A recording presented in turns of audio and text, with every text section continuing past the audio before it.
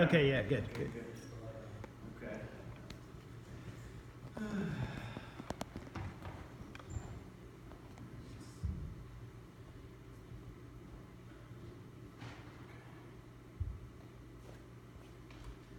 The legacy of Moses and Alice Tawil is our family blessing.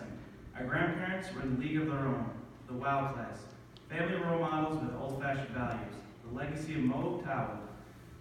In one of the many facets consisting of layers, dedication services, his ultimate purpose was to serve the Almighty and fulfill his journey to the utmost.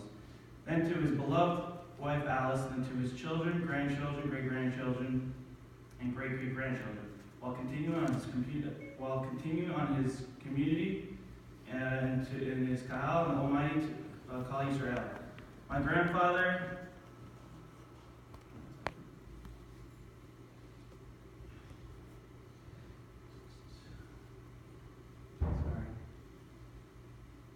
His beautiful wife was his queen, and that he treasured and appreciated, teaching us all the keys to his healthy marriages to focus on giving into relationship.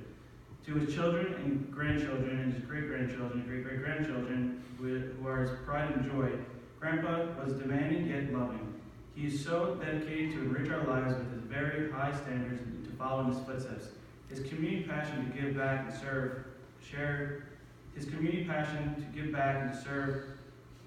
and share with God-given gifts, with the importance and holiness of the spiritual prayers and the soft beauty melodies of his traditional connection with Hashem.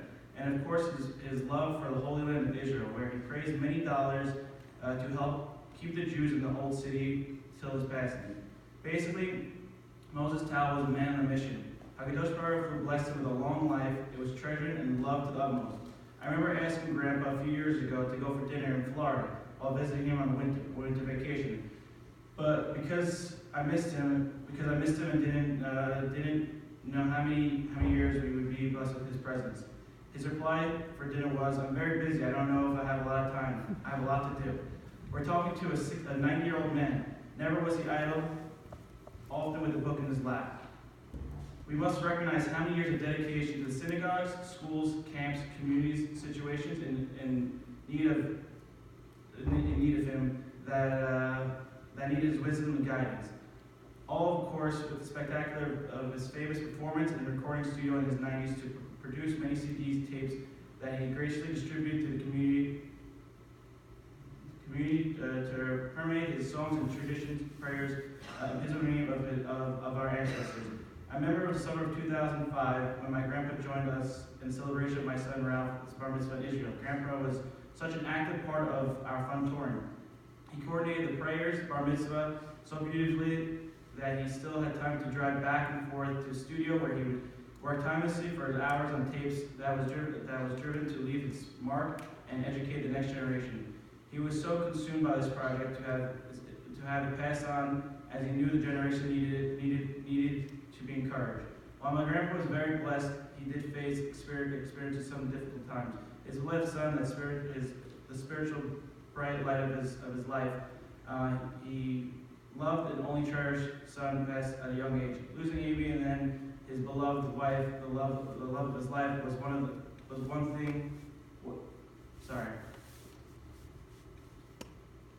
I wouldn't think he would stop and withdraw from his mission, yet he carried on the heavy burden of his losses. I look back and realize he was truly remarkable at the most difficult times, pursuing his purpose, always staying close to Hashem, having faith in God's plan, and continuing to do. My children and I were honored, not realized at the time, and blessed to have Grandpa spend so many Shabbats with us.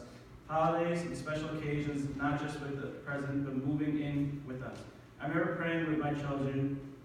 I remember praying that my children would embrace the treasure of a man before he left to the next world. The immediate family of Moses and Alice Tawil consists of 100 children, grandchildren, great-grandchildren, and thus great-great-grandchildren. May we all be blessed by Grandpa and Grandma to carry out their legacy and have them in our hearts forever and make them proud. Love you, Sarah. Amen.